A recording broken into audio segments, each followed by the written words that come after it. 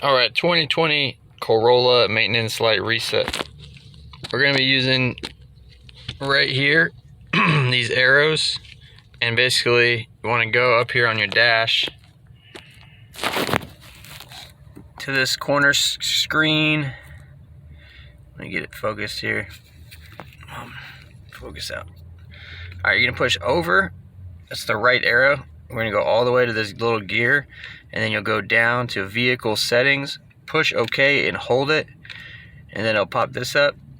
TPWS, that's your tire pressure system. Scheduled maintenance is right here. It says push OK to reset. Push OK and hold it. And it says reset data, and then you go to yes. And it says reset complete, and then you can just hit back, the little twisted arrow, just to go back to where you were, and that's it. That's how you do it on the 2020 Toyota Corolla.